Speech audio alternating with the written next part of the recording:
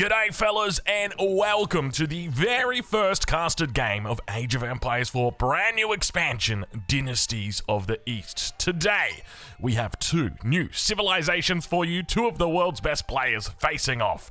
It's gonna be a good one. Ladies and gentlemen, let's get to it and introduce our players for today. Sporting in the north of the map, in the color red, playing as the Mongol variant, the Golden Horde. It's Sass. And on the south side of the map, in the color teal, or blue, or cyan, playing as the Tughlaq dynasty, the variant for the Delhi Sultanate. Ladies and gentlemen, it's Louis MT. Welcome to a casted game. A pleasure to have your company here on this inaugural cast for the brand new DLC. We are technically still on the creator preview. This isn't live, so it's still not part of the new season, but this is all the functionality that you would know to expect. Now, we've got some interesting things already. We've got some new foliage over here. We've got some new civilizations. Now, there's going to be an element here where we're talking about this caster game, but we're also very much talking about the new civilizations. And I'm going to come into this just expecting that most people aren't really familiar with the new civ. So let's do our best to explain everything, and I'll try and do my best. So, the first thing you'll notice about the Tughlaq dynasty is the fact that we have got ourselves some very interesting drop-off locations. It is these bad boys right here. They are worker elephants. You've got all of your upgrades in here because they don't have access to mining camps, they don't have access to lumber camps or to mills. Instead, they utilize these bad boys instead. Now, what's cool is there's also a unique we've got a unique upgrade here, and you'll actually see it on the UI, which I just love. I love the fact that we've got the unique upgrade on the UI over here, woven baskets. Thank you, devs, for doing this, because it took a while to get unique upgrades from other civs. And one of the things to notice, because this unit is technically a mill, it can collect sheep. Now, it doesn't have a whole lot of line of sight, but as we can see right here, Louis MT is looking to gather up as much as he can in the way of sheep. Well, the worker elephant is doing a wonderful job there with it. Now, the worker elephant is an interesting mechanic, just simply because it's 25 food, 50 wood, and when you build it, it's instant. It doesn't go into the queue. It just spawns. And this can be a bit problematic, but anyway, we'll talk more about that later, I suspect, if Louis MT's probably come to the same conclusion I have. Anyway, we got the Dome of the Faith that's coming up here. The Dome of the Faith will give you access to cheaper imams as well as cheaper healer elephants. That is correct. You've got access to cheaper healer elephants. Anyway, let's check in with the Golden Horde and see exactly what Sass is up to on the other side of the map. So, he's got the Uvu that's down, you'll be familiar with that. He's put down the Gur next to the Gold Vein, you'll be familiar with that, but one thing to note is these buildings will never move. The Golden Horde does not have the ability to move its buildings, and when it comes to its age up, you might look at that and think, wow, that's an early age up, 2 minutes 57. No. Ladies and gentlemen, this is very similar to the Abbasids. That's the best way to think about it. This is your house of wisdom, essentially. It's the Golden Tent. However, one thing to note is, with the Abbasids, if you don't pick the Eco Wing in the first age going up to the second age, you can pick it at a later point in the game. However, with the Golden Horde, that's not the case. With the Golden Horde, you will pick your age up and then that's it. It's gone forever. So it's an interesting take on the system, and I'm confident that people are going to feel pretty good with it. It's very simple, and it's also quite a bit complex in the way that you can choose specific routes that you want to take and the way that you can mix and match. So let's take a look at the age up and see exactly what it gives. It's called Khan and Torkards. So it reduces the stone cost of the Khan and Torkards by 20% and increases their health by plus 30, which is quite nice. So these units are available from the Golden Tent. You can train them here. We've got Batu Khan, which is 140 stone, so it's going to reduce that cost down. And we've also got the Torkard, which is 150 food and 200 stone. However, you do get 2 of them. That's one of the key differences with this Mongol variant civilization, is that everything that you do, it's in batches. If we take a look at the town center right now, he's training up villagers. It's going to cost him 100 food to do it, but when these villagers pop out, you'll notice that his villager graph at the top, or villager numbers at the top, goes from 17 all the way up to 19, and that's because he's training them 2 at a time. And it means that this civilization will slowly get ahead when it comes to the economy, because it does take 3 seconds less to train those 2 villagers. So initially it's going to start off, you're going to be a little bit behind because your enemy's already got their first villager out. You're still waiting for your first villager because it's going to come with the second, but the second villager does come out slightly faster. And then of course, that if we extrapolate that 10 rotations down the line, you're going to have yourselves hopefully a little bit of an eco lead. But there's going to be a lot at play for this civilization. Age up's coming through right now for Sass here in the north. We've got the early stable that's coming in for him. This is one of the things that carried across for the Mongols, or from the Mongol variant. scout in here, just being annoying. Now, another thing to note is we do not have houses for this civilization. 200 population at the moment for Sasson. You'll have to excuse me. There's a helicopter flying over my house right now. I've decided to cast with the door open. And, well, the helicopter's decided to come in right on cue. Badu Khan now going to come out here. Let's take a look at his stats. So he's got 3 of each armor. He's got 10 damage. So not a huge amount of damage, but he's got the Khan Warcry. The Khan Warcry, the way it works is he has to be attacking. And if he's attacking, that's going to enable him to provide a nice little bonus to all nearby units. So it's 2 damage that it provides, or 10% weapon damage. So we can see it right here. Yeah, it works out to be quite a lot as you go through the ages. We've got the blacksmith that's going to be coming up for him as well, so I'm curious exactly which direction he's going into, and it's going to be Keshiks that he looks to play into. We'll check in with the golden tent. We can see the Torqud is now coming online as well, so got a nice early build order here from Sass, really looking to double down on cavalry. Now, one of the cool mechanics about this Badu Khan and his Torqud is that he can redirect any damage that he's got over to one of these units. And oh my lord, have we got a fast castle coming through? Look at the size of this castle right here. Louis MT. This is very quick. Dome of the Faith into a 6-minute compound of the Defender, reducing the stone cost of buildings by 20% and unlocks additional upgrades for each Tughlaqabad fort, which further enhances health and governor benefits. And I know you're probably going to be saying a Tughlaqabad fort, what the hell is that? Well, don't worry, we'll get to that, because the Tughlaqabad fort is a key component of the Tughlaq dynasty, as you would expect. But one other curious thing is we've got a lot of worker elephants that are out right now. I mean, technically he's got 3, but I like the fact that he's got 2 on the gold mine, just to really reduce the walking distance. Makes quite a bit of sense. How's he doing on upgrades? No upgrades through at the moment, but we'll keep an eye on Sass and see exactly what the game plan is here, because these Badu Khans, together with the Keshiks, are forward here. The Torquds are going to be coming out. Now, keep in mind, actually, where are the Torquds? Actually, that's these guys right here. So, if we check in with Sass, one of these Torquds right here has got Khan Guard enabled. Protecting the Khan, any damage taken by the Khan is redirected to this unit. So it's 100%. So if you get 1,000,000 crossbows and shoot Badu Khan, he's not going to die. But the Torqud, he's gone. He's good as gone. His Torqud is gone. We've got the age up now coming through. What is the play for Louis MT here? Because this is really curious. I hadn't actually theorized a fast castle with this civilization. So I'm very curious. We're learning here at the same time as we're watching and understanding the meta, but also the civilizations. Have a look at this. Second Uvu is slowly being taken out by the scout over on the west side. A house going to be coming up here. You will notice that my voice is a little bit raspy. I apologize. I've just woken up. Well, I've not just woken up. I've been awake for about 2 hours, but I haven't really been talking. Well, as a consequence, it means that I might need to take water breaks. Well, they're technically cordial breaks. That's the drink of the day. We are standing up, I will tell you right now. And now moving in, look at the massive cavalry here. 8 minutes, quite a lot of cav. And these are heavy stats on these cav as well. Have a look at this. 4 ranged armor for the Torquds. That is a lot of armor. Keep in mind, he's still in the second age, so this is powerful. We'll check back in with him, though, and see what we've got going on as the barracks is now coming up. And we've got our first new look at the Karash. The Karash, I think I'm pronouncing that correctly. These units, well, there's quite a story about it. Those who know, you won't have to Google it, but those who don't know, yeah, maybe give it a Google, just find out. Basically, I'll be very short and succinct here. They grant nearby units +1 armor, and it's not because they're giving them shields. Well, not conventional shields. Let's just put it that way. A different type of shield. Anyway, let's get back to the action. We've got Louis MT moving into lances here. We do have the Imam out as well. Obviously going to be that nice discounted price. He's actually got the double stable in the back. So a little bit of a slow pacing here for the start of the game. Karash going to be able to chase away the scout, force that siege to stop for the moment. And I think Louis MT is going to be very happy with the amount of sheep he's got. Have a look at this. And I think this is part of the key issues, not issues, but something that the devs will probably have to solve is this worker elephant.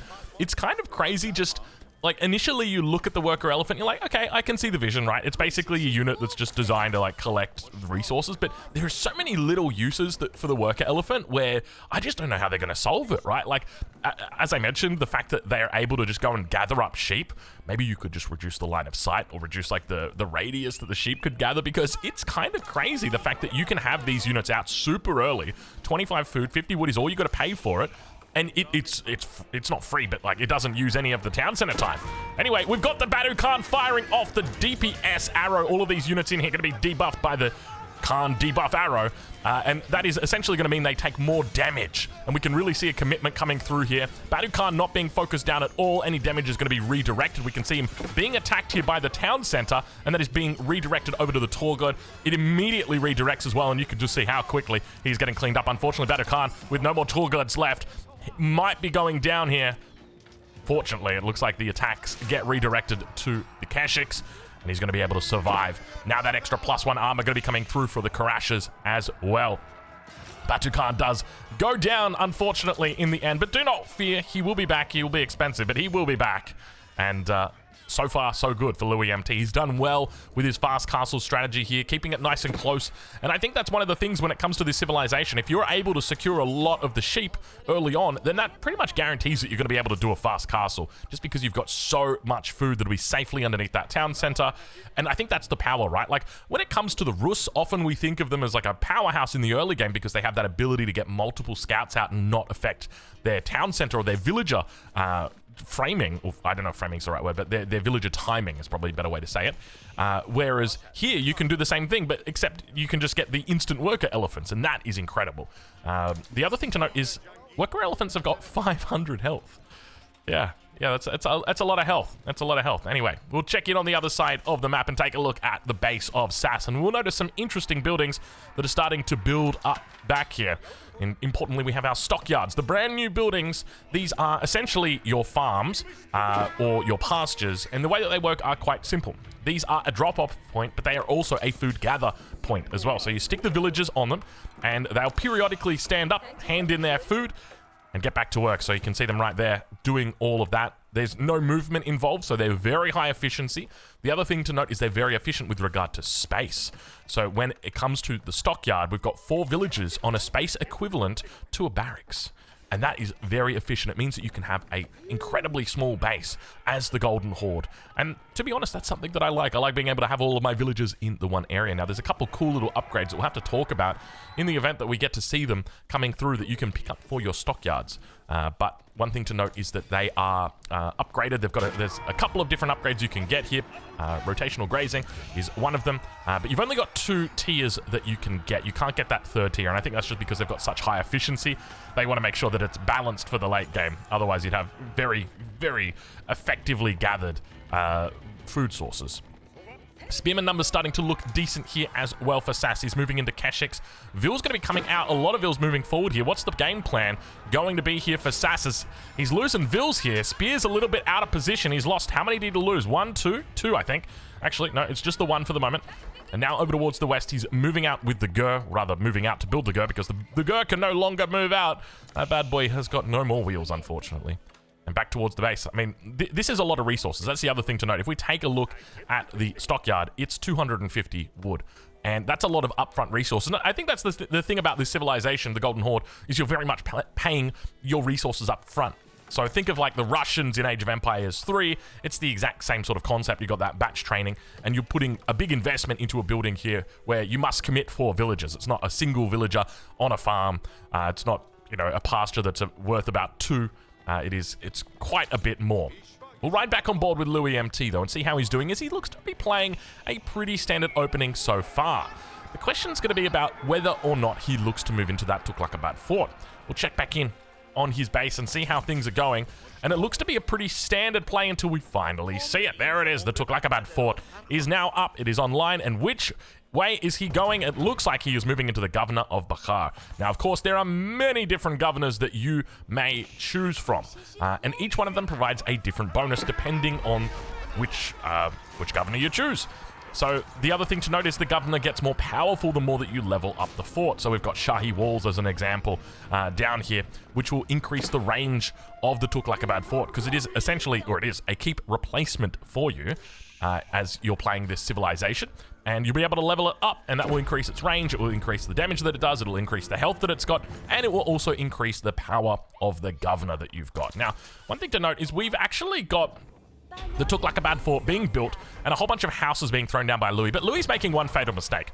You see, I made this mistake initially as well. The bonus that he's elected is the governor of Bakhar. Farms and houses within this Tughlaqabad fort's aura each generate 12, 20, 28 food per minute. becomes a food drop-off location. And so naturally I thought, okay, well this is the aura right here around it. You can see it's got a pretty nice radius on it. However, that's not the aura. That's actually its range that it attacks with. The aura is this around here. So basically, you've got 12 slots that you can put around here. So some people will put down farms. You can see he's now producing 3 food a minute. That'll continue to rise up as that farm stays alive a little bit longer throughout the cycle. And now we'll check in with the state of the game more broadly. 3 sacred sites all taken for Louis MT, 5 relics captured as well. He's got himself quite a bit of resources beginning to work in his favor. But my suspicion is he'll look to try and add a couple more farms around here. I'm not kidding, I've been adding houses around it. It's a little bit cheaper. You can just get them up real quickly. And I'm normally looking for a little bit of a faster Tughlaqabad fort. So I'll be honest with you. I think Louis probably got me beat on this one. Second Tughlaqabad fort at the front here. Let's take a look and see which route he's gone. He's gone into the governor of Uch, which reduces the cost of researching technologies by 15, 20, or 25%. So, one thing that we didn't really mention in the early game is that your technologies, we've got the age up coming through on the other side, by the way. We're going for the Muscoviasak, which we'll talk about shortly. But your technologies as the Tughlag dynasty are researched very quickly. You do pay a little bit more for them, but you'll see right here, each one of them takes 5 seconds. Literally every technology is 5 seconds. The consequence of that is that you do have to pay more for them, and you can see the farm being sieged down right there. Now coming in for the Tughlaqabad fort, an expensive loss if Sass is able to take this out. But the key here is the fact that where was I going? Sorry, I've lost my train of thought. Oh yeah, the upgrades. So the upgrades are very quick, and what this means is you can get some crazy timings in. Imagine this, right? You hit Imperial, and you click 3 upgrades all at the same time, and they all research within 5 seconds. On top of that, of course, they're a bit more expensive, but we do have the cost being reduced quite significantly here. Looks like we've got a level 2 fort at the moment. I guess that's the best way to say it. You've got, well, there's base level, and then there's level 1 and level 2, and level, I don't know how to explain it.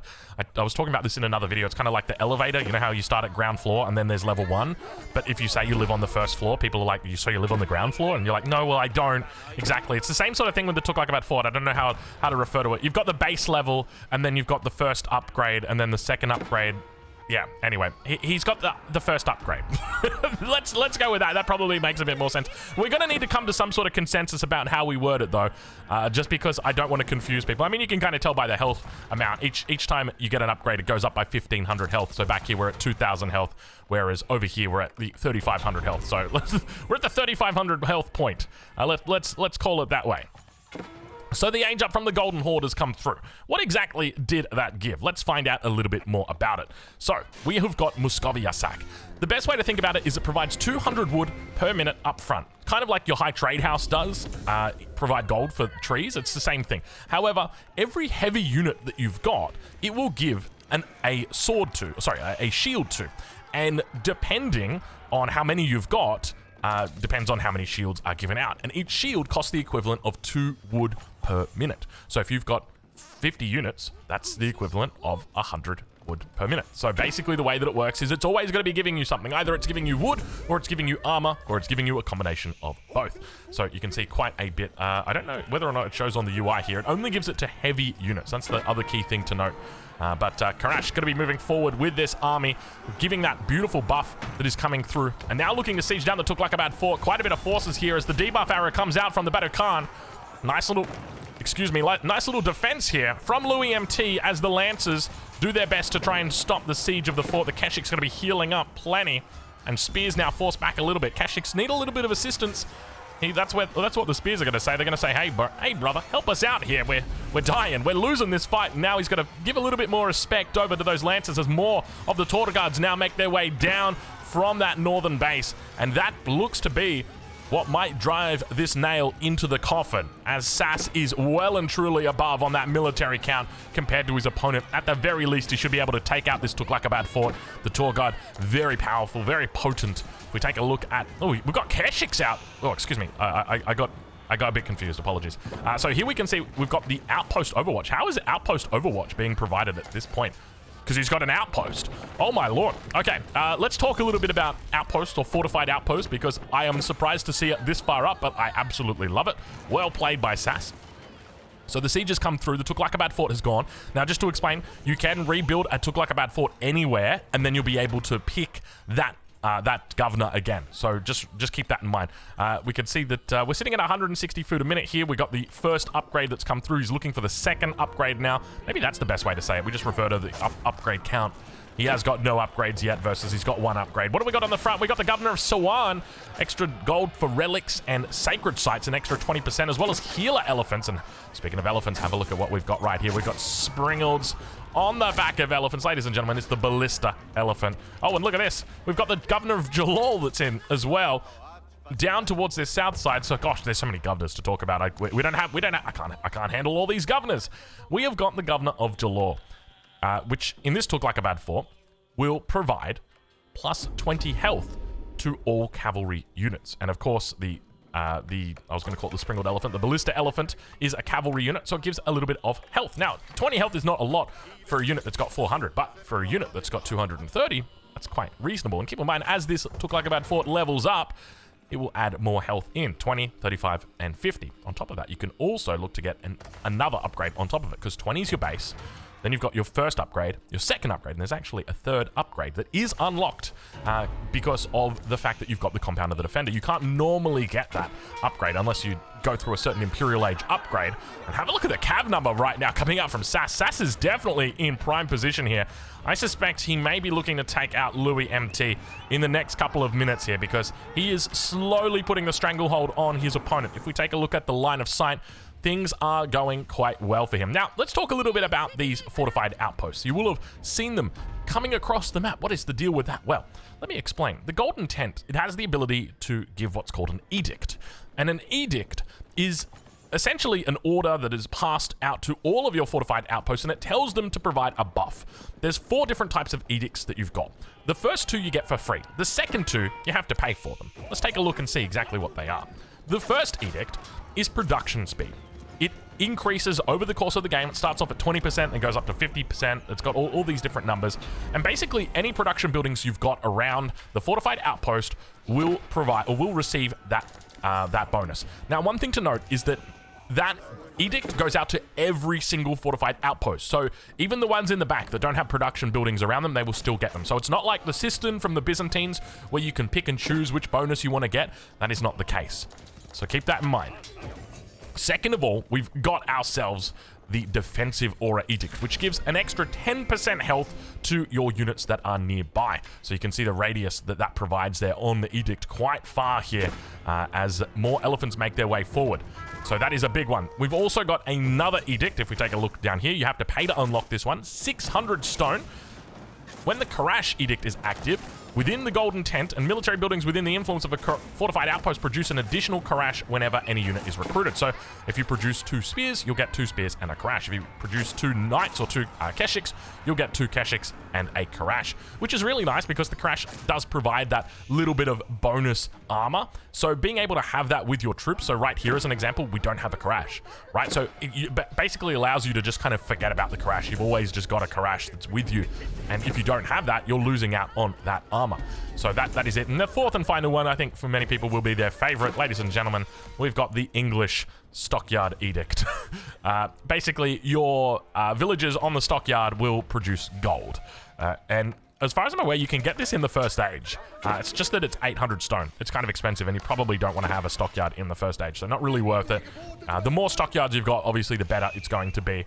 So I suspect people are probably going to look for a blend of gold together with extra health, just mainly because, well, production speed's also pretty important, I think.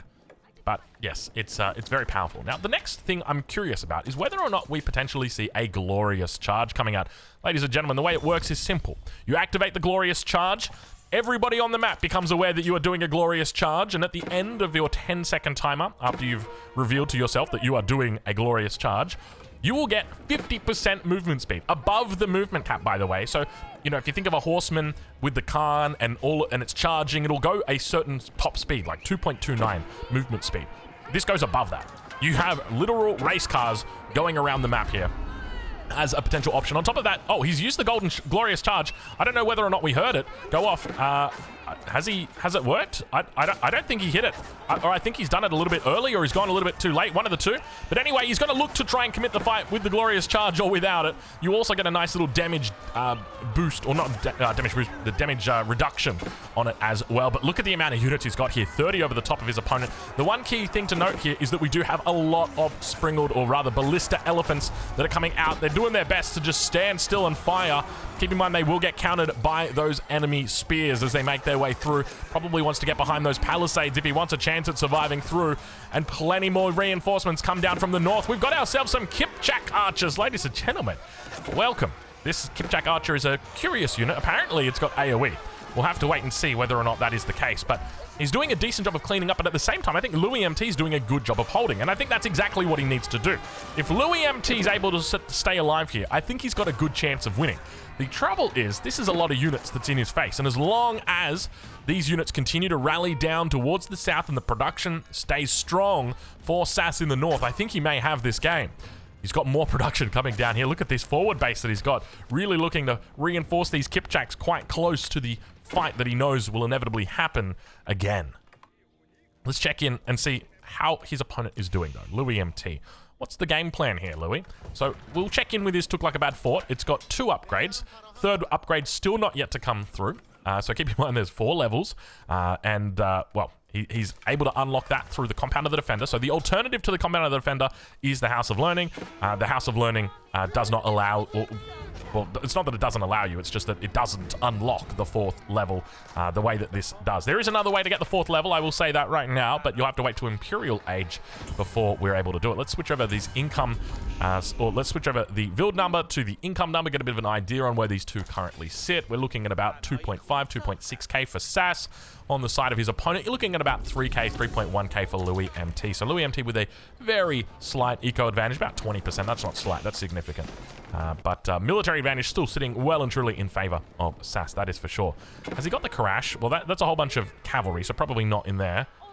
We're looking for it. I haven't seen an out at the moment, so it's one of those things that, look, as players play more, learn more, get their muscle memory trained a bit more, they'll remember to throw in the occasional set of Karashes to provide those armor buffs. And by the same token, I suspect we'll see from the enemy side players focusing down the Karash because they want to make sure that armor gets solved quickly.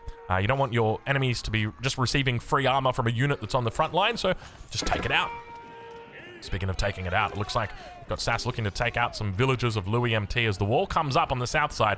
Now, keep in mind, Louis MT has done a pretty decent job so far with taking out workers. The vill count is significantly in his favor, so we missed that behind the scenes. We did see there was a little bit of a raid going on, but we wanted to focus more, and yes, this was kind of the problem I saw as soon as, like, we put a couple of things together. Number one, it's a cheap unit, right? 25 food, 50 wood. Number two, it doesn't have a training time, so you can literally just click, click, click, click, click, click, click. Number three, there's a maximum of 20, and ideally you probably only need about 7 or 8 of them across your empire, because you've got things like the Tughlaqabad fort, which can act as a food drop-off point, or town centers that can act as a drop-off point. So all the rest of these bad boys, you've got 13 out here right now, can just go chill on the front line. And keep in mind, no training time, affordable, 500 health.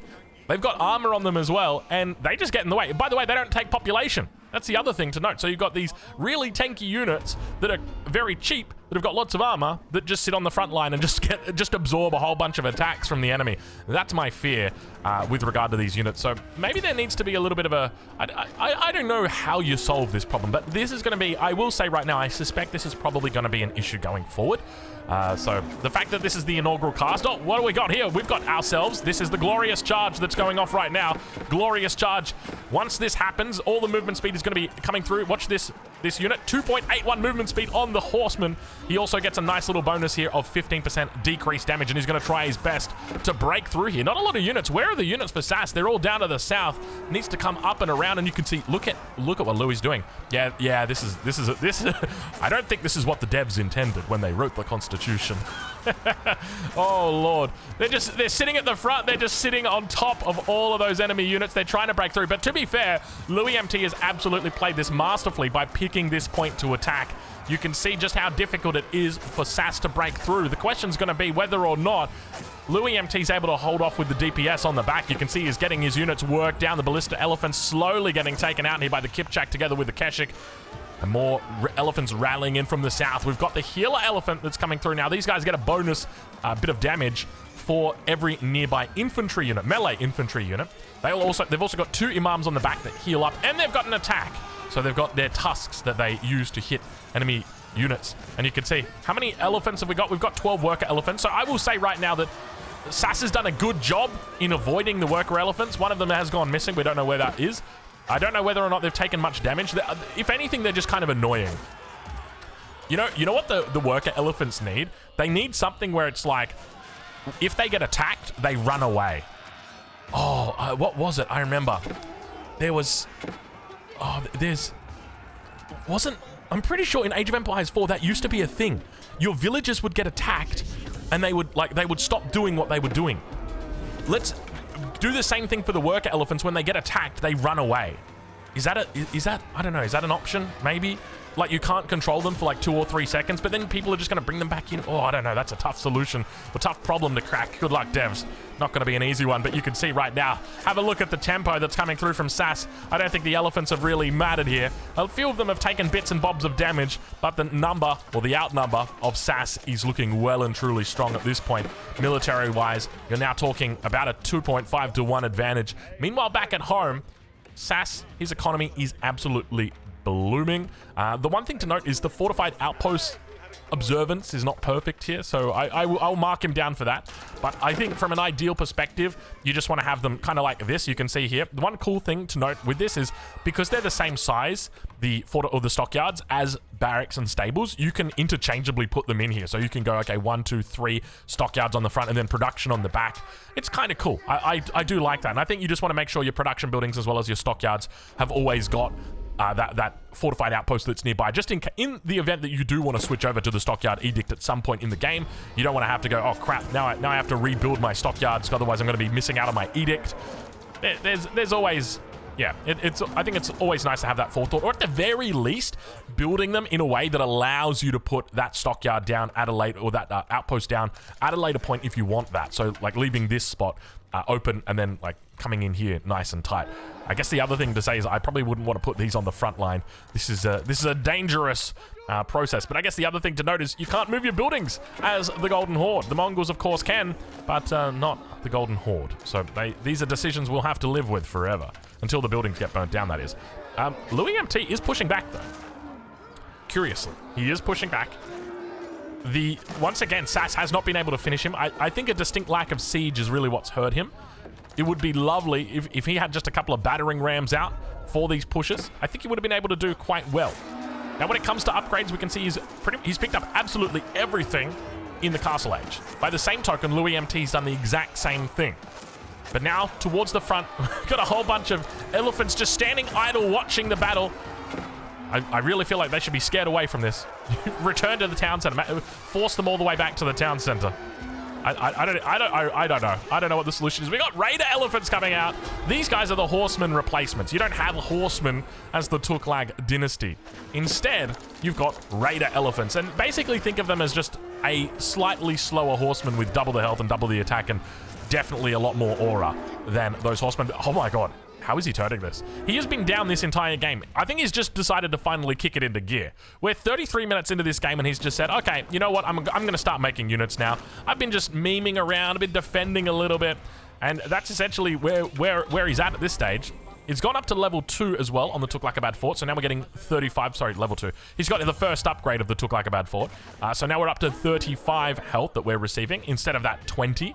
Meanwhile, down towards the south position, he's actually gone all the way to level 4 for this Tughlaqabad fort, and I can tell by the stone. So that's one of the cool things about this upgrade is that it increases the amount of food that you're getting, and it also gives you a little bit of stone. So I will just say that with regard to your placement of farms, Louis, for anyone who's watching this and maybe trying to learn the Tughlaq, or the Tughlaq dynasty, make sure you place them the same way that you would around a mill normally. You want them absolutely tight as you possibly can. You can fit 12 around here, and then that way you're guaranteed to get all of that surface area on the edges. So that's quite important to note. Yam network trade now coming through. Let's check in and see what that bonus does for SAS.